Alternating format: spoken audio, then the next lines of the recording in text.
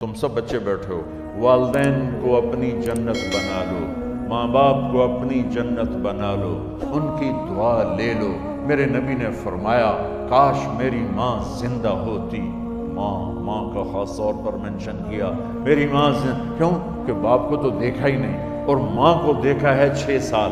میری ماں زندہ ہوتی اور میں عشاء کی نماز کے مصلی پہ کھڑا ہوتا اور میرے گھر سے میری ماں کہتی محمد، تو میں ماں کے لیے نماز توڑ دیتا۔ میرا نبی کہہ رہا ہے۔ اور جب آپ حج پہ تشریف لے گئے اور ابوا کے میدان سے گزرے جہاں میرے نبی کی والدہ کا انتقال ہوا تھا، اس بات کو 57 سال گزر چکے ہیں۔ 6 برس کی عمر میں مدینہ سے نکلے 3 افراد، میرے نبی کی ماں، میرے نبی کے والد کی باندی ام ایمن، وہ بھی ماں ہیں، انہوں نے بھی دودھ پلایا تھا میرے نبی کو۔ 2 مائیں ہیں، ایک دودھ پلانے والی، ایک پیدا کرنے والی، اور ایک میرے نبی ہیں۔ جب ابوا کے پہاڑوں میں پہنچے تو اچانک ہارٹ اٹیک سے حضرت آمنہ 25 سال کی عمر میں انتقال فرما گئیں، اور میرے نبی نے اتنا اس کا غم لیا۔ 6 سال کا بچہ، میں سن 2000 میں وہاں گیا تھا، میرے آنسوں نہیں رکنے کو آ رہے تھے کہ کہاں میرے نبی کی ماں کو اللہ نے اٹھایا، نہ کوئی آسرا، نہ کوئی سہارا، نہ کوئی رشتہ، نہ کوئی جھولی، نہ کوئی چھاؤں، ایسے تنہا یتیم کر۔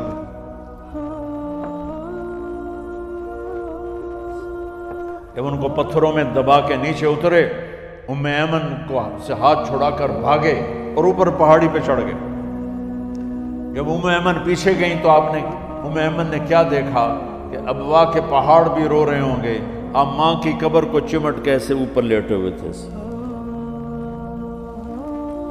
قبر کو پکڑا ہوا تھا، اوپر لیٹے ہوئے تھے۔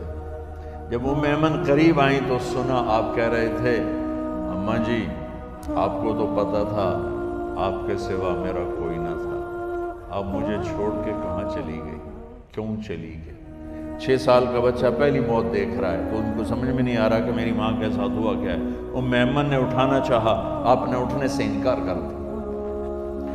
اس صدمے کو سینے میں لیے ہوئے 57 سال کے بعد، 7ویں دن بندہ رو نہیں سکتا، رونا ہی چاہے تو رونا نہیں آتا۔ 57 سال کے بعد آپ اس وادی سے گزرے، آپ نے اونٹنی کو ماں کی قبر کی طرف موڑ دیا، اور ان پلرز کو 3 گنا کرو تو وہ پہاڑ بنتا ہے، چھوٹی پہاڑی تھی۔ اونٹنی کو نیچے بٹھایا، اوپر پہاڑ پر گئے، اور یہ مجھے دیکھو، یوں آپ نے گھٹنے کھڑے کیے ماں کی قبر کے سرانے، اور یہ ہاتھ یہاں رکھے اور پھر سر دیا اپنے گھٹنوں میں یوں، پھر رونا شروع کیا۔ اتنا روئے، اپریل کا مہینہ تھا، دھوپ سر پہ پڑ رہی تھی، ہم تو ٹھنڈی دھوپ میں بیٹھے، شدید دھوپ میں بیٹھے تھے، اور اس کنڈیشن میں یہ بچوں کا سٹائل ہوتا ہے، جب لمبا رونا ہو تو وہ یوں بیٹھتے ہیں سر اندر دے کر۔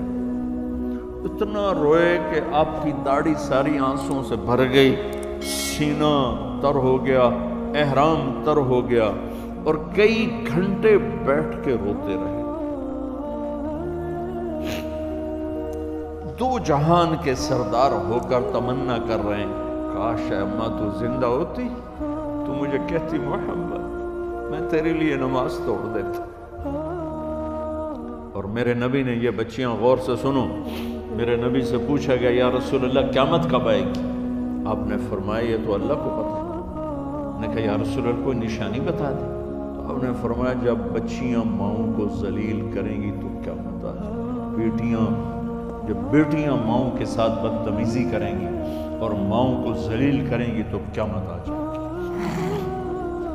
ایک ماں بیٹی کو میں بھول نہیں سکتا، ماں کے موٹے موٹے آنسو گر رہے تھے، اور بیٹی ماں سے کہہ رہی تھی بھاؤ کہ نہیں، ہماری اپنی پنجابی زبان، بھاؤ کہ نہیں، یہ تو ہم نوکر کو کہتے ہوئے ڈرتے ہیں، وہ ماں سے کہہ رہی تھی بھاؤ کہ نہیں، یعنی بکواس نہ کر، روا کے چپ، صرف آنسو اس کے گر رہے تھے ایسے۔ شاید وہ یاد کر رہی تھی کہ 9 مہینے کیسے اس کو میں نے پیٹ میں پالا، جنتے ہوئے کتنی تکلیفوں سے گزری، اور اس کو دودھ پلاتے ہوئے کتنی راتیں میں نے کاٹ کاٹ کے گزاری، اور اس کے پیشاب دھوتے ہوئے کتنی دفعہ میں سردی میں ٹھٹھری، اور آج جو مجھے کہہ رہی ہے بھوک نہیں۔ اس لیے میرے نبی نے فرمایا جس نے ماں باپ کو دکھ دیا، سنو غور سے بچوں سارے سنو، جس نے ماں باپ کو دکھ دیا اس پہ اللہ کی لعنت، اس پہ فرشتوں کی لعنت، اس پہ زمین آسمان کی لعنت، نہ ان کی نماز قبول ہے، نہ روزہ قبول ہے، نہ صدقہ قبول ہے۔ میرے نبی کی زندگی کا دوسرا روپ حقوق العباد، نماز حقوق اللہ میں آ جاتی ہے، میں حقوق العباد کی تھوڑی سی وضاحت کر رہا ہوں۔ ماں باپ زندہ ہیں تو دعا لے لو۔ والدین سے کہتا ہوں بچوں کو عزت دو، جہاں اولاد ماں باپ کے حقوق ہیں وہاں اولاد کے حقوق ہیں، اولاد کو عزت دو، اولاد کو عزت دو، اولاد کو عزت دو۔ بہت سی اولاد کی نافرمانی کا ذریعہ ماں باپ بن رہے ہیں، سختی کر کے، زبردستی کر کے، اور ٹھونس کر چیزیں نوکروں کی طرح سلوک کر کے۔ میرے نبی کے گھر میں جب بیٹی فاطمہ ملنے کے لیے آتی تھیں تو میرے نبی بیٹھے نہیں رہتے تھے، یا اب چیئر پہ بیٹھے ہوئے بی بی فاطمہ آ گئی، اب زمین پہ بیٹھے ہوئے بیٹی آ گئی، اب چارپائی پہ لیٹے ہوئے بیٹی آ گئی۔ میرے نبی کیا کرتے تھے؟ کھڑے ہو جاتے تھے، کھڑے ہو جاتے، ایک دم کھڑے ہو جاتے تھے، اور پھر کھڑے نہیں رہتے تھے، تیزی سے آگے بڑھتے تھے اور حضرت فاطمہ کا ہاتھ پکڑ لیتے۔ یہ والدین غور سے سنو، حضرت فاطمہ کا ہاتھ پکڑ لیتے تھے اور ہاتھ پکڑ کے مجھے دیکھو یوں بوسہ لیتے تھے، بیٹی کا بوسہ لیتے، پھر ہاتھ چھوڑتے نہیں تھے، ہاتھ پکڑے پکڑے لاتے لاتے لاتے ان کو چارپائی پر پہلے بٹھاتے تھے پھر خود بیٹھتے تھے۔ یہ باپ اور رسول ہو کر بیٹی کو یہ عزت دیتے تھے۔ پھر وہ جنت کی عورتوں کی سردار بنی، پھر وہ جنت کے سرداروں کی ماں بنی، پھر وہ اللہ کے شیر کی زوجہ بنی۔ تو والدین سے کہتا ہوں کہ اپنے بچوں کو عزت دو، عزت دو، عزت دو، عزت دو۔ پھر آپ سے زندگی کے بڑے فیصلے ہیں شادی، آپ لوگ اکٹھے پڑھتے ہو لڑکے لڑکیاں، اپنی شادی کے فیصلے خود نہ کرو، اپنے ماں باپ کے حوالے کرو۔ اس میں شرافت بھی ہے، اس میں برکت بھی ہے، اس میں رحمت بھی ہے، اور اس میں والدین کی دعائیں بھی ہیں۔ کورٹ میرج کو ہوا نہ دو، boy friend girl friend culture ہمارا نہیں ہے۔ میرے نبی کے طریقے میں مرد اور عورت کا صرف نکاح سے تعلق ہے، اس کے علاوہ سب جہنم کی آگ ہے۔ اور والدین سے کہتا ہوں کہ اپنے بچوں سے پوچھ کے رشتے کرو، زبردستی مت کرو۔ میرا معاشرہ بہت سنگین قسم کے جرم کا شکار ہے، بچوں پہ مسلط کر دیتے ہیں، ایتھے ہی کرنی ہے، جٹائیں چی کرنی ہے، بٹائیں چی کرنی ہے، پتہ نہیں آئے کتوں جٹ بٹ۔ چلو تم ناراض نہ ہو، راجپوتائیں چی کرنی، میں راجپوت ہوں، میں اپنی قوم کو بھی رگڑ دیتا ہوں، راجپوتائیں چی کرنی، اگاں کرنی ہی کوئی نہیں۔ یہ ظلم و ستم اولاد پہ مت کرو، اپنی بچی سے پوچھو، اگر بیٹی ہاں کرے تو پھر قدم اٹھاؤ، اگر بیٹی کہہ دے میں نہیں کرنا چاہتی تو وہ نافرمان نہیں ہے۔ اللہ کے واسطے میری سنو، صرف تم نہیں سن رہے، اس کیمرے سے لاکھوں کروڑوں لوگ سن رہے ہیں۔ اگر بیٹا یوں کہہ دے کہ ابا میں نے یہاں شادی نہیں کرنی، میرا جی نہیں چاہتا ہے، تو وہ بیٹا نافرمان نہیں ہے، فرما بردار ہے، اس نے شریعت کا حق استعمال کیا ہے۔ اب ایسا ظلم مت کرو کہ نہیں اتھے ہی کرنی ہے، اتھے گھروں نکل جا۔ زندگی تم نے تو نہیں گزارنی، زندگی تو بچے نے گزارنی، میں قربان جاؤں۔ ایک حدیث سنو پہلے، پھر اگلی بات سنو۔ ما تزوجت وما زوجت الا بوحی من السماء نزل به جبریل۔ لوگو سنو، میں نے جہاں شادی کی، میں نے جہاں بیٹی کی شادی کی، پہلے آسمان سے جبریل فرشتہ اللہ کا حکم لے کر آیا، پھر میں نے قدم اٹھایا۔ سمجھ گئے میری یہ بات سمجھ گئے سارے؟ اب اگلی سنو۔ حضرت علی فاطمہ کا رشتہ لینے آ گئے، اور جبریل ان سے پہلے آ گئے کہ یا رسول اللہ فاطمہ علی کے لیے ہے۔ تو آپ محمد مصطفیٰ جیسا ہے، رشتہ مانگنے والا علی جیسا ہے، اور بیٹی فاطمہ جیسی ہے، اور آپ پوچھتے ہیں علی کیسے آئے؟ وہ شرم کی وجہ سے کچھ کہہ نہ سکے، چپ۔ آپ کو تو پتہ تھا، آپ نے فرمایا فاطمہ کے رشتے کے لیے آئے ہو؟ کہا جی۔ تو جبریل تنال بیٹھا ہوا ہے کہ یا رسول اللہ اتھے ہی کرنا ہے۔ آپ نے ہاں نہیں کی، آپ نے کہا انشاءاللہ، اور یہ کہہ کر اٹھ گئے۔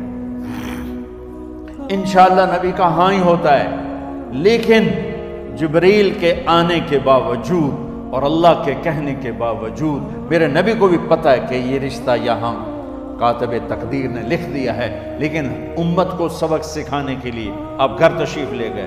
بیٹی فاطمہ؟ کہ جی یا رسول اللہ۔ کہ علی کا رشتہ آیا ہے، میں ہاں کر دوں؟ سبحان اللہ۔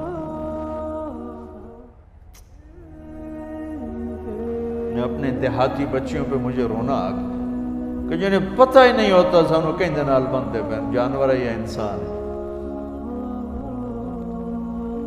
علی جیسا داماد، چلو علی کو چھوڑو، فاطمہ کو چھوڑو، جبریل آیا بیٹھا ہے، جبریل آیا بیٹھا ہے۔ اس کے بعد فاطمہ سے پوچھنے کی کیا بات ہے؟ جبریل آ کر کہہ رہا یا رسول اللہ، اللہ کہہ رہا ہے فاطمہ علی کے لیے ہے اور علی فاطمہ کے لیے ہے، اور پھر آپ کہتے ہیں بیٹی فاطمہ ہاں کر دو۔ ہماری تو آج کی بیٹیاں انکار نہیں کرتی، چپ کر کے گاں ماش طرح بن چھڑ دین کلے نال۔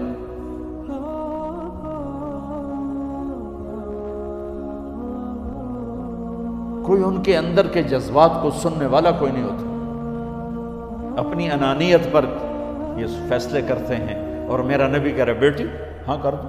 سبحان اللہ۔ آپ کا کیا خیال ہے فاطمہ نے انکار کرنا تھا؟ یہ بیٹیاں نہیں انکار کرتی تو فاطمہ نے کہاں کرنا تھا؟ لیکن یہ سبق دینا تھا ان والدین کو جو نادانی میں نادانی کے فیصلے کر کے اولاد کو ہمیشہ ایک ٹھنڈی آگ میں دھکا دے دیتے ہیں۔ حضرت فاطمہ رضی اللہ تعالیٰ عنہا نے جب ہاں کی پھر آپ باہر نکلے۔ اچھا مزے کا واقعہ ہوا، حضرت علی اٹھ کے باہر نکلے تو صحابہ باہر کھڑے انتظار کر رہے تھے کہ کیا ہوا۔ حضرت علی کو بھیجنے والے تھے عبد الرحمن بن عوف۔ پہلے ابو بکر گئے تو آپ نے انکار کر دیا، عمر گئے رشتہ مانگا، آپ نے انکار کر دیا۔ عبد الرحمن بن عوف نے علی سے کہا آپ جائیں، آپ کا رشتہ رد نہیں ہوگا۔ کہنے لگے میرا تو ذاتی گھر بھی کوئی نہیں، مجھے کہاں سے رشتہ ملے گا، میں تو بالکل غریب ہوں۔ کہ نہیں تم جاؤ۔ تو واپس آتے انہوں نے عبد الرحمن بن عوف پہ چڑھائی کر دی، ویکھیا ہے نا تو میں نو گلے آئی، انکار ہو گیا۔ تو صحابہ نے پوچھا کیا ہوا؟ کہا کچھ کہا ہی نہیں، چپ کر کے اٹھ گئے۔